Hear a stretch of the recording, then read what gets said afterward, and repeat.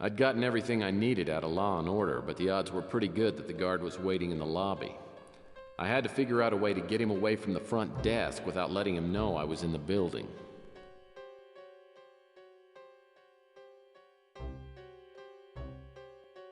No lack of entry space. This place must get a lot of traffic.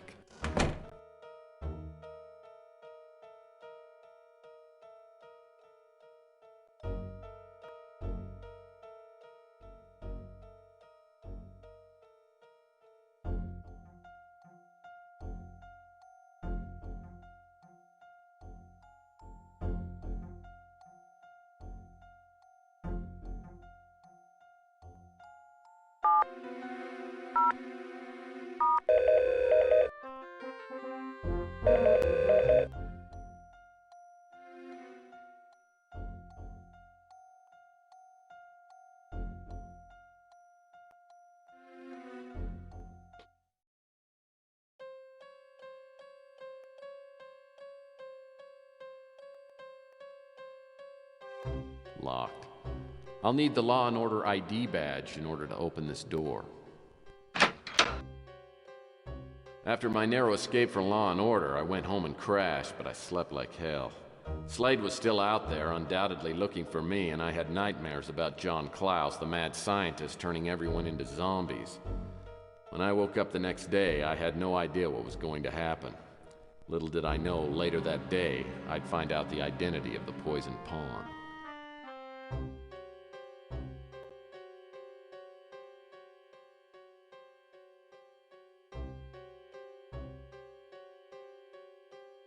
Sounds like I've got a message on the vid phone.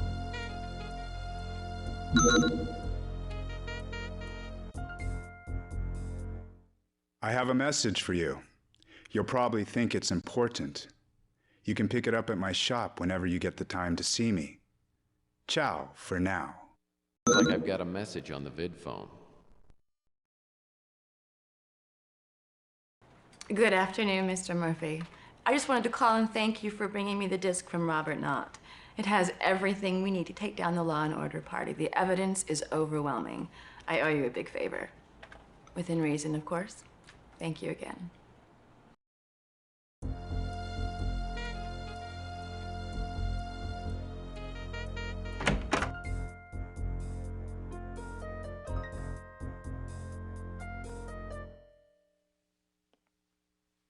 Sheesh, Jorge, you're not still playing the same game, are you? So, you got my message. Yeah, I did. I was contacted on the internet by the poison pawn you asked me about. He sent an email for you. For me? It's over there on that computer. Thanks. There was no return address. That's all right.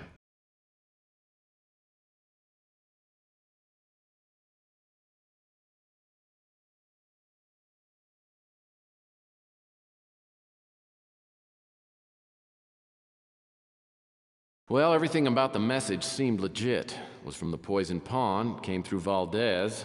It referred to things from Wanda Peck's anonymous letter. But my intuition meter was on the fritz. Was I being set up?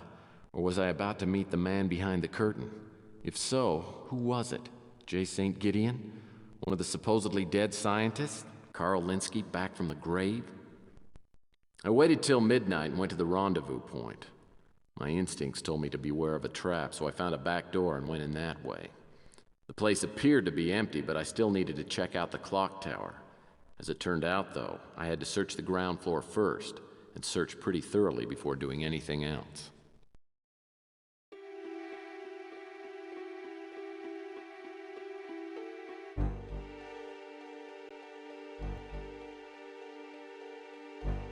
I'm not planning on leaving until I find the poison pawn. He must be waiting up in the clock tower. An elevator. Well, like they say, what goes up must come down.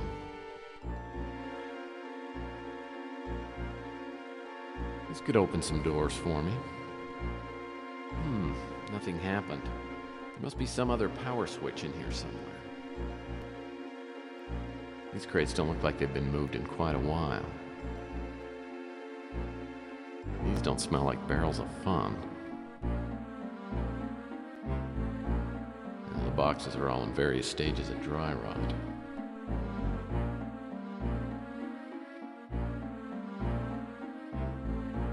These crates don't look like they've been moved in quite a while.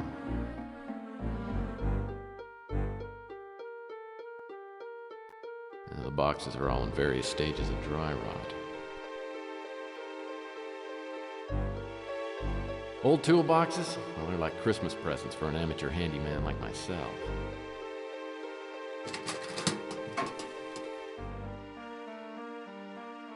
Oh, a penknife. Perfect for cutting pens. Old toolboxes? Well, they're like Christmas presents for an amateur handyman like myself.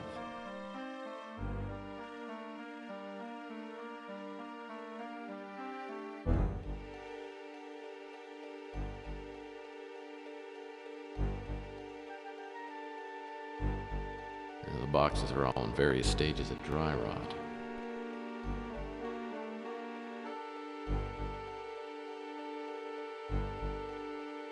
Looks like someone was tidying up about 20 years ago. A rock. I wonder if there's a hard place nearby.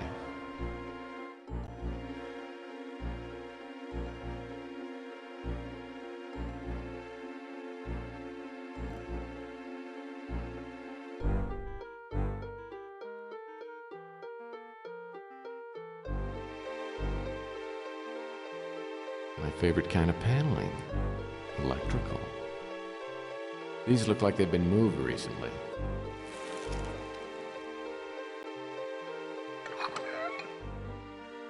My favorite kind of paneling. Electrical.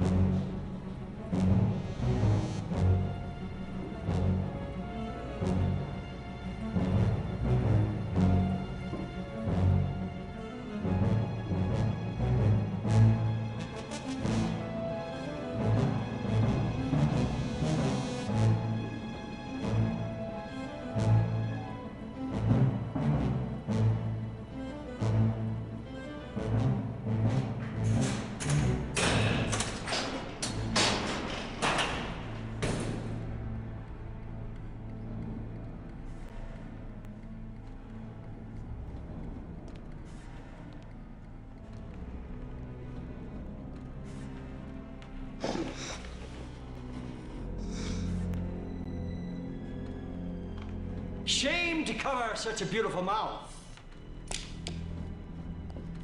Don't you think so, Mr. Murphy? It was necessary, of course. You see, I couldn't have Dulcinea warning off her knight errant from charging the windmill. I was wondering when you'd crawl out of that rat's nest. Contraire, Senor Quixote. It is you who are the rat.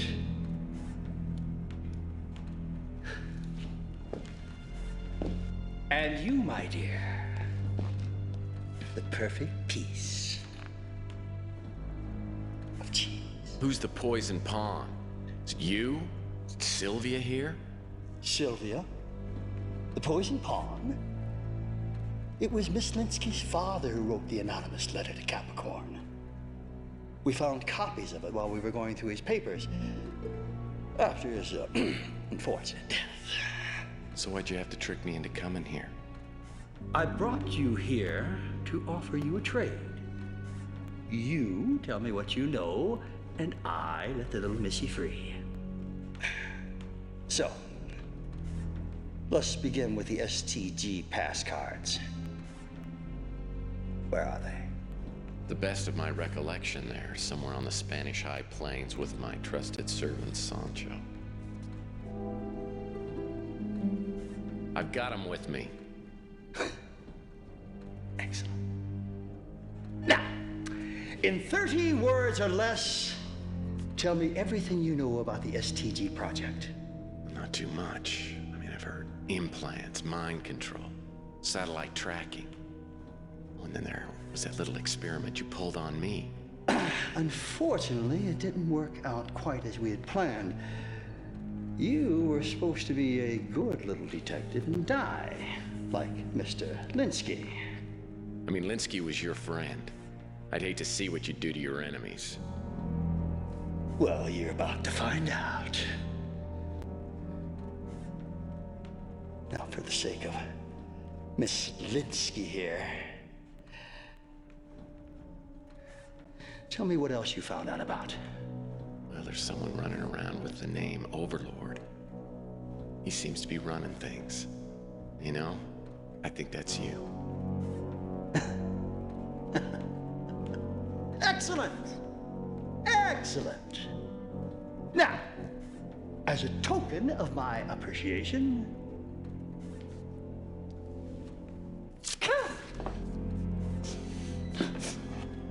one last kiss. Why'd you tell him he's never gonna let me go?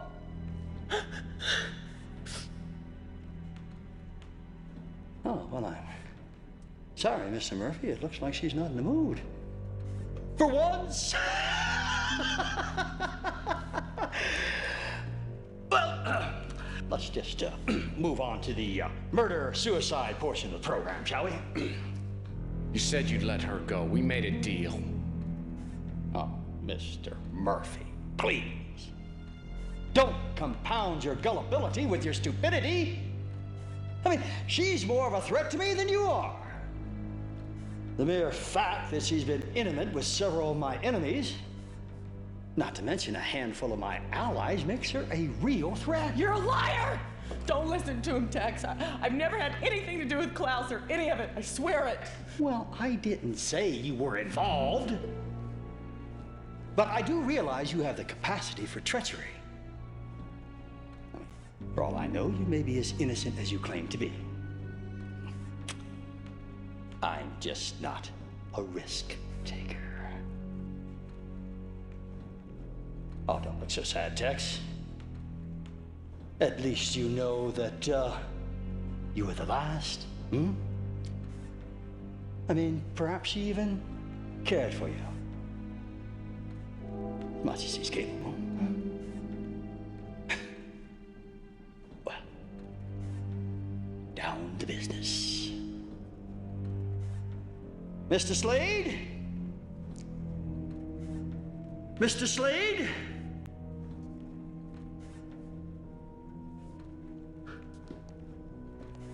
I leave the necessary unpleasantries in your capable hands. My pleasure, Mr. Klaus.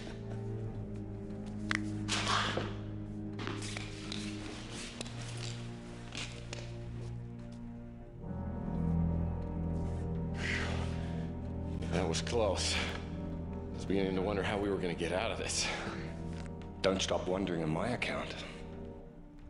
See, the way I got it figured, once I get all those pass cards, someone will pay top dollar to get them back. I was just taking out the middleman. If you take a personal check, I'd be happy to put in my bid. Well, I appreciate the offer, but I don't think you're in the right tax bracket. I was thinking more along the lines of, say, Jason Gideon. So, who wants to go first?